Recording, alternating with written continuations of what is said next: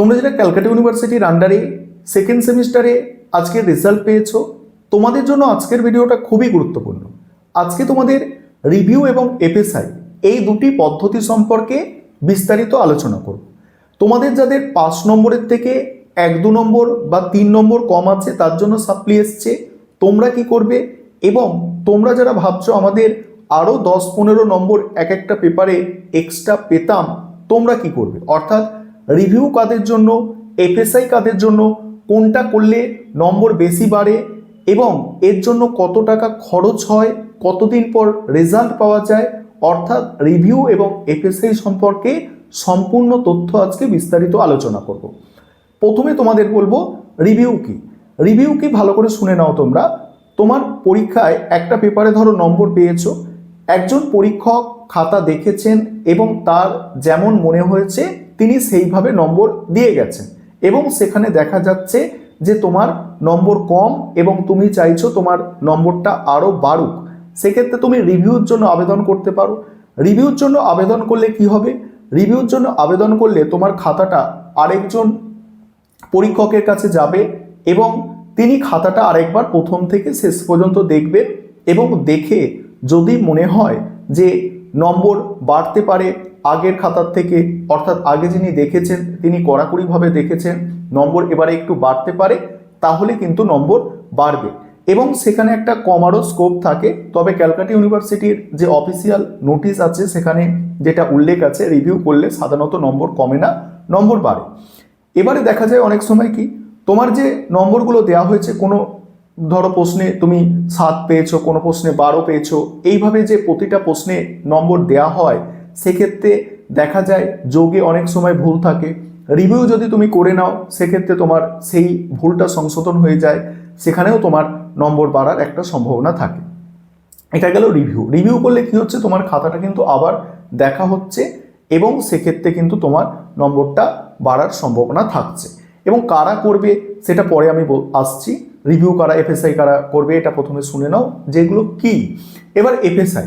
FSI মানে হচ্ছে, FSI মানে তোমার যে লিখেছো, তুমি যে অ্যান্সার কপিটা তুমি লিখেছো, সেই অ্যান্সার কপিটা তোমাকে ইউনিভার্সিটি থেকে জেরক্স কপি বা ফটোকপি তোমাকে কিন্তু পাঠানো হবে।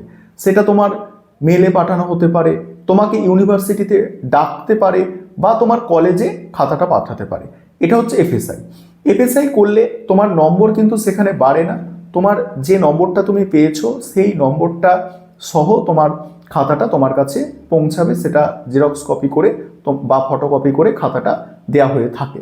সেখানে তুমি বুঝতে পারবে যে তোমার ভুলগুলো কোথায় আছে, বা যিনি খাতা দেখেছেন তার ভুল কোথায় আছে, অর্থাৎ সেখানে কি কোনো জায়গায় নম্বর দিতে ভুলে গেছে। যদি কিছু মানে অসঙ্গতি থাকে, তুমি দেখছো যে এফএসআই এর তুমি যখন খাতাটা নিজের হাতে পেলে তখন তুমি দেখছো যে এখানে পরীক্ষক নম্বর দেয়নি, বা এটা আমি সঠিক লিখেছি, সেক্ষেত্রে আমার এখানে নম্বর পাওয়া উচিত ছিল, সেক্ষেত্রে তুমি নম্বর বাড়ানোর জন্য আবার আবেদন করতে পারো। তাহলে রিভিউ এবং এফএসআই কি সেটা তোমরা বুঝে গেলে, যে রিভিউ মানে আরেকজন খাতা দেখবেন এবং সেক্ষেত্রে নম্বর বাড়ার সম্ভাবনা আছে। আর এফএসআই করলে সেখানে নম্বর বাড়ার সম্ভাবনা নেই, তোমার খাতার জেরক্স কপিটা তোমার কাছে আসবে, সেটা তোমার মেলে আসুক, তোমাকে ইউনিভার্সিটিতে রাখুক, বা তোমার কলেজে আসুক খাতা, এইভাবে তোমার কাছে খাতাটা আসবে, সেখানে কিন্তু খাতাটা রিচেক করা হবে না। এটা তোমরা মাথায় রাখবে। রিভিউ এবং এফএসআই এবার কারা করবে বুঝে নাও। দেখো, যাদের নম্বর 5 নম্বরের থেকে 2 নম্বর বা 3 নম্বর বা 1 নম্বর কম আছে, এবং তোমরা ভাবছিলে যে আমরা টেনে টুনে পাস করে যাব কোনোভাবে, বা তোমরা তোমাদের প্রাপ্ত নম্বরের থেকে ভাবছো আমরা 2-1 নম্বর কম পেয়েছি বলে আমাদের সাপ্লি এসে গেছে, তাহলে তোমাদের বলবো তোমরা এফএসআই এর ঝামেলায় যাবে না, তোমরা সিম্পল রিভিউর জন্য আবেদন করো। এবং রিভিউর জন্য আবেদন করলে দেখা যায় যে প্রায় 50% থেকে 60% ছাত্রছাত্রীর 2 নম্বর বা সর্বোচ্চ 3 নম্বর, 1, 2 বা 3 নম্বর বেড়ে যায়, এবং তার কিন্তু সাপ্লি ক্লিয়ার হয়ে যায়। অর্থাৎ মানে সেমিস্টার নট ক্লিয়ার যেটা লেখা থাকে সেটা কিন্তু আর থাকে না পরবর্তীকালে যখন রিভিউর রেজাল্টটা পাবলিশ হয়। তাহলে কি বললাম, তোমাদের যাদের 5 নম্বরের থেকে সর্বোচ্চ 3 নম্বর কম আছে, অর্থাৎ 1, 2 বা 3 নম্বর কম আছে, তোমরা রিভিউর জন্য আবেদন করবে, এবং সেক্ষেত্রে দেখা যায় 60%-এর মতো ছাত্রছাত্রীর নম্বর বাড়ে। অর্থাৎ 100 জন যদি রিভিউ করতে দেয়, আবেদন করে, সেখানে দেখা যায় প্রায় 60 জন ছাত্রছাত্রীর কিন্তু সেমিস্টার ক্লিয়ার দেখায়। তবে এখানে নম্বর কমার সম্ভাবনা আবারও বললাম থাকে না। এবার এফএসআই কারা করতে দেবে? দেখো এফএসআই কারা করতে দেবে? এফএসআই তারাই করতে দেবে যারা তোমরা ভাবছো যে আমার 15 নম্বর বা 20 নম্বর বা 10 নম্বর বাড়তো আরও, ঠিক আছে, তোমরা এফএসআই করতে দাও। কারণ রিভিউ করলে সর্বোচ্চ 3-4 নম্বর বাড়তে পারে, সর্বোচ্চ 3-4 নম্বর বাড়তে পারে। রিভিউ করলে খুব যে বেশি নম্বর বেড়ে যায় তেমন নয়। একমাত্র যদি যোগে কোনো ভুল থাকে বা সেরকম কোনো প্রশ্নের প্রশ্ন উত্তর দেখতে ভুল হয়ে যায়, যে দেখা হয়নি সেটা মিসিং হয়ে গেছে, সেক্ষেত্রে পারে। কারণ একজন পরীক্ষক খাতা দেখেছেন, সেই দেখা খাতাটা আরেকজন দেখছেন, আরেকজন টিচার দেখছেন, তখন কিন্তু সে খুব হিউজ নম্বর কিন্তু বাড়িয়ে দিলে আরেকজন টিচারকে একটা অপমান করা হয়। সেক্ষেত্রে কিন্তু এরকমটা হয় না যে অনেক নম্বর বেড়ে যাচ্ছে, সেরকম কিন্তু নয়।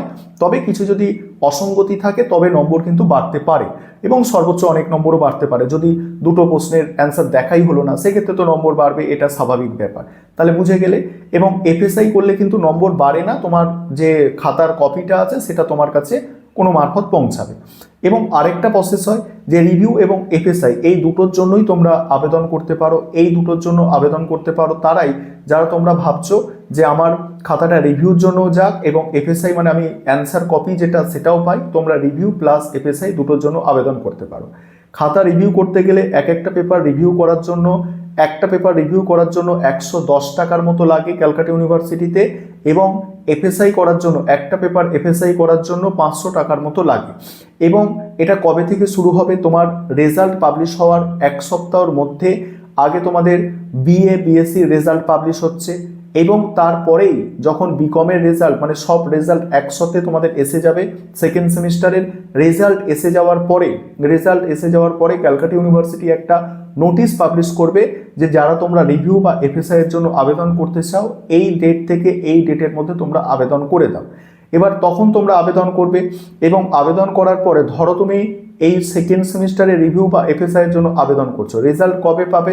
তোমাদের 4th সেমিস্টারের ফর্ম ফিল আপের আগে। ভালো করে শুনবে, 4th সেমিস্টারে যখন ফর্ম ফিল আপ হবে সেই ফর্ম ফিল আপের আগে কিন্তু তোমরা এই সেকেন্ড সেমিস্টারের রিভিউ রেজাল্ট বা এফএসআই এর রেজাল্ট তোমরা পেতে পারো। এত দিন সময় লাগে যে খুব কম টাইমের মধ্যে হয়ে যাবে এরকম নয়, এটা একটা দীর্ঘ প্রসেস। কারণ এই আজকে বা কালকে 3rd সেমিস্টারের রিভিউর রেজাল্ট পাবলিশ হতে চলেছে। 3rd সেমিস্টারের রিভিউর রেজাল্ট বুঝতে পারছো যে তারা এখন 5th সেমিস্টারে পরীক্ষা দিতে চলেছে। 19 তারিখ থেকে 5th সেমিস্টারের পরীক্ষা, তাদের এখন এসে গিয়ে 3rd সেমিস্টারের রিভিউর রেজাল্ট পাবলিশ হচ্ছে। আর রিভিউর রেজাল্ট কিন্তু ওয়েবসাইটে দেখা যায় না, তোমাদের কলেজে যোগাযোগ করে কলেজ থেকে নিতে হবে। এবং তোমরা যে এমসিকিউ পেপারে পরীক্ষা দিয়েছো, যে পেপারগুলো তোমাদের এমসিকিউ পেপার আছে বা টিউটোরিয়াল হয়েছে বা ইন্টারনাল হয়েছে, এগুলোতে কিন্তু রিভিউ বা এফএসআই এর জন্য আবেদন করা যায় না। আরেকবার শুনে নেবে যে এমসিকিউ পেপার, টিউটোরিয়াল বা ইন্টারনালের যে পরীক্ষা তোমরা দিয়েছো সেগুলো কিন্তু রিভিউ বা এফএসআই এর জন্য আবেদন করা যায় না। আজকে এই তথ্যগুলো তোমাদের সঙ্গে শেয়ার করার ছিল। অবশ্যই তোমরা এটা অন্যান্য ছাত্রছাত্রীদের মধ্যে শেয়ার করে তাদেরও বিষয়বস্তুগুলো জানার সুযোগ করে